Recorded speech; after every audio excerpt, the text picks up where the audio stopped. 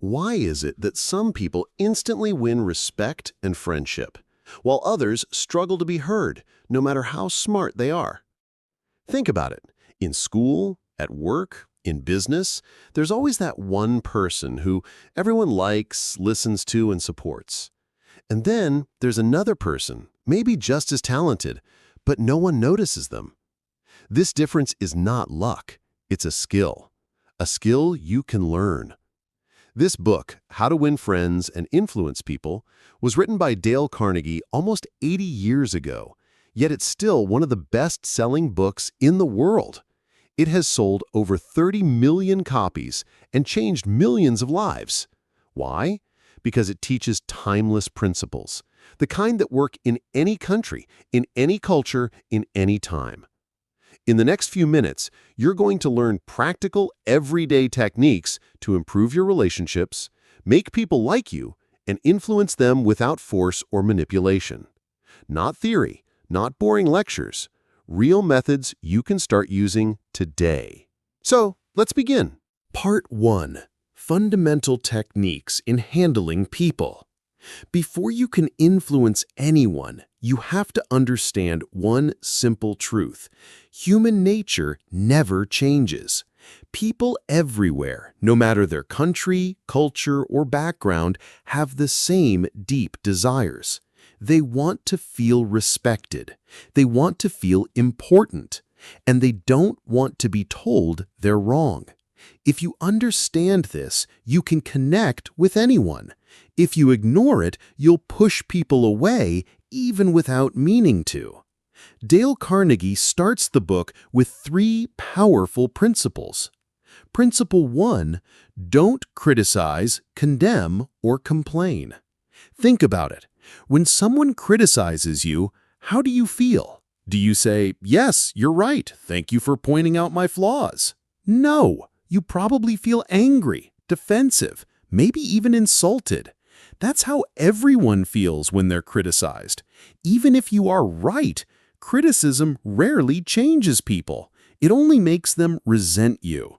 Carnegie tells the story of Abraham Lincoln during the American Civil War. Lincoln once wrote a letter to General Meade criticizing him for letting the enemy escape after a major victory. The letter was angry and harsh. But here's the twist. Lincoln never sent it. Why? Because he realized that sending it would only hurt Meade's pride and damage their working relationship.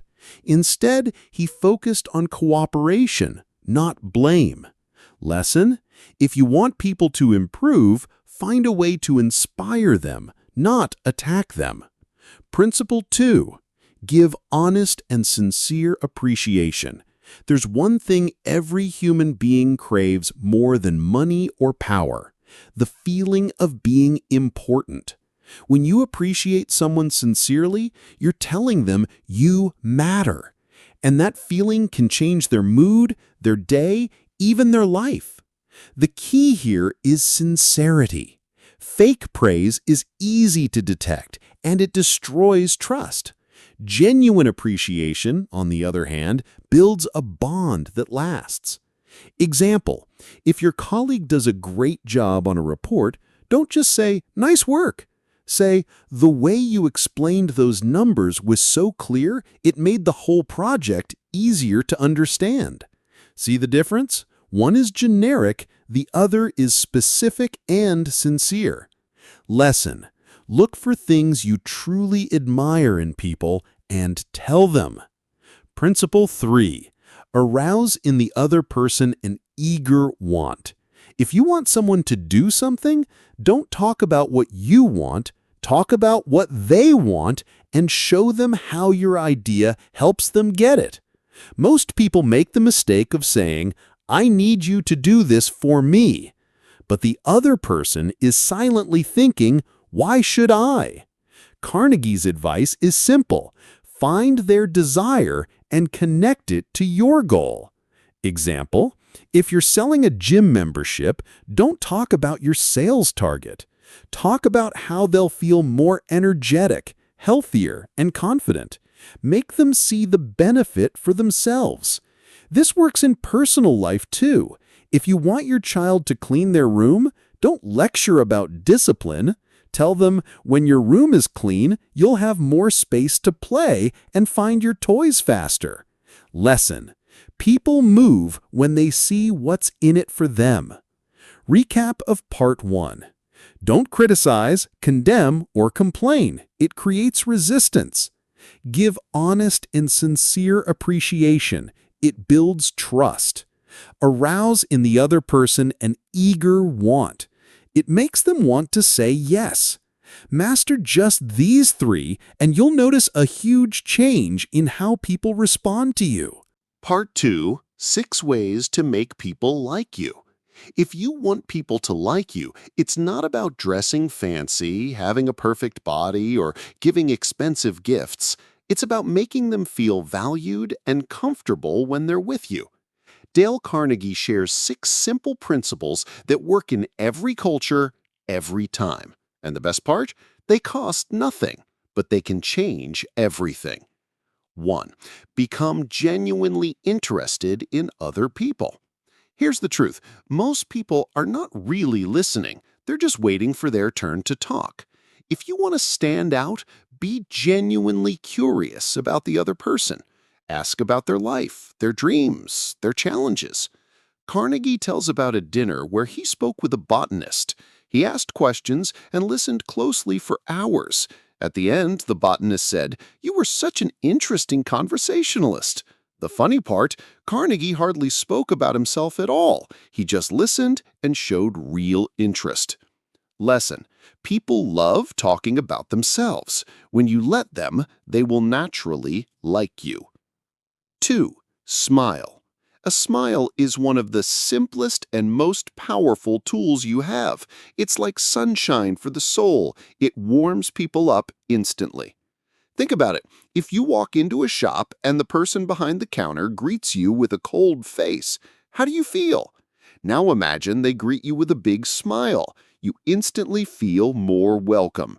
Smiling costs nothing, but can open doors that effort alone cannot. Lesson: smile genuinely. Your face is the first message people read. 3. Remember a person's name. To a person, their name is the sweetest and most important sound in any language. If you remember it and use it, you're telling them you matter, you're important. If you forget it or get it wrong, it can feel like they're just another face to you.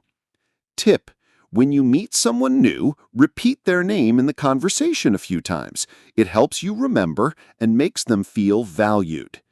Lesson: a name is more than a word. It's a person's identity. 4. Be a good listener. Encourage others to talk about themselves. Listening is not just about keeping quiet. It's about showing you care. That means nodding, asking follow-up questions, and reacting to what they say. Avoid interrupting. Avoid changing the subject back to yourself. Instead, let them shine. When someone feels heard, they'll trust you more, and they'll want to be around you again. Lesson: listening builds connection faster than talking. 5. Talk in terms of the other person's interests. If you want to make a real connection, talk about what excites them. If they love cricket, ask about the last match. If they're into business, talk about market trends. If they love cooking, ask about their favorite recipe. Why? Because when you talk about someone's interests, you enter their happy zone. They associate that good feeling with you. Lesson: people care most about what matters to them. Join them there. 6. Make the other person feel important and do it sincerely. This is the heart of the entire book. Everyone you meet is silently thinking, "I want to feel important." When you genuinely make someone feel valued, not with flattery, but with real appreciation, you create a bond that lasts. This could be as simple as thanking someone for their time, acknowledging their effort in a meeting, or recognizing their unique talent. The key is sincerity. Fake praise is manipulation. Real praise is a gift. Lesson: look for what's truly good in others and let them know you see it. Recap of Part 2. Be genuinely interested in people. Smile. It's a universal language. Remember their name. Listen more than you talk. Speak about their interests. Make them feel important sincerely. These 6 principles can turn strangers into friends and friends into lifelong allies. Part 3. How to win people to your way of thinking. Influence is not about forcing your opinion. It's not about winning an argument. It's about guiding the other person's thinking so they want to agree with you. Here are 12 principles from Dale Carnegie that show how to do this, without arguments, without manipulation, and without damaging relationships. 1. Avoid arguments. Even if you win an argument, you often lose the relationship. Why? Because when people feel defeated, they don't feel convinced, they feel hurt. Carnegie says you can't win an argument. You might prove your point, but the other person's pride will fight back. Instead of arguing, find common ground and explore it together. Lesson: a conversation is better than a fight. 2. Show respect for the other person's opinions. Never say, "You're wrong." The moment you tell someone, "You're wrong," their mind closes. Instead, say something like, "I see it differently," or "That's interesting, here's another angle." This keeps the conversation open and respectful. 3. If you're wrong, admit it quickly and emphatically. When you make a mistake, own it fast. It disarms criticism and earns respect. People are far more forgiving when you take responsibility right away. Example, if you're late for a meeting, say, "I'm really sorry, I completely messed up the timing. I'll make sure it doesn't happen again." 4. Begin in a friendly way. The tone you start with often decides the outcome. Start with warmth, a smile, and kindness, even in difficult conversations. A soft approach makes people more open to listening. 5. Get the other person saying yes, yes immediately. Begin with small questions or statements you both agree on. When someone says yes early on, they're more likely to agree later. Example, a salesman might first ask, "You want to save money on electricity, right?" A clear yes, before presenting their product. 6. Let the other person do a great deal of the talking. When people talk more, they feel in control. Ask open-ended questions and let them explain their views. You'll learn more, and they'll feel valued. 7. Let the other person feel the idea is theirs. People support ideas they believe they came up with. Guide the conversation so they see the solution themselves. You can plant seeds, but let them feel they are the ones who discovered them. 8. Try honestly to see things from the other person's point of view. This doesn't mean you agree with them, it means you understand them. When you show you get their perspective, they become more willing to understand yours. 9. Be sympathetic with the other person's ideas and desires. Even if you disagree, acknowledge their feelings. Say, "I can understand why you'd want that." This builds trust and reduces resistance. 10. Appeal to the nobler motives. People like to believe they act from good intentions. If you appeal to their higher values like fairness, honesty, or helping others, they are more likely to act positively. 11. Dramatize your ideas. Plain facts are easy to ignore. Turn your message into a story. Use vivid examples or create a visual picture in their mind. People remember emotions more than numbers. 12. Throw down a challenge. A friendly challenge can spark action. Humans naturally like competition. Use it to motivate. Example, "Let's see who can finish this project first," can turn a boring task into a game. Recap of Part 3. Avoid arguments. Respect opinions. Admit mistakes quickly. Start friendly. Get early agreement. Let them talk. Let them own the idea. See their point of view. Be sympathetic. Appeal to higher values. Make ideas vivid. Use healthy competition. When you use these, people won't just hear you, they'll want to follow your lead. Part 4. Be a leader. How to change people without giving offense or arousing resentment. Sometimes being a friend isn't enough. You also need to be a leader. A leader's job is to help people grow, improve, and correct mistakes. But here's the problem. Nobody likes being told they're wrong. If you do it the wrong way, you hurt their pride, and they stop listening. Dale Carnegie shares 10 principles for correcting people in a way that inspires them instead of making them resent you. 1. Begin with praise and honest appreciation. Before you point out a mistake, start with something they've done well. It softens their heart and makes them more open to hearing what comes next. Example, your presentation was very clear and engaging. There's just one small area I think we can improve. 2. Call attention to mistakes indirectly. Instead of bluntly saying, "You did this wrong," hint at it in a softer way. For example, "I wonder if this part could be done differently. What do you think?" This way, they correct themselves without feeling attacked. 3. Talk about your own mistakes before criticizing the other person. When you admit your own errors first, you come across as human, not superior.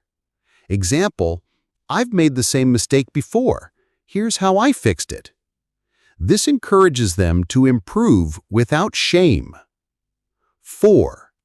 Ask questions instead of giving direct orders.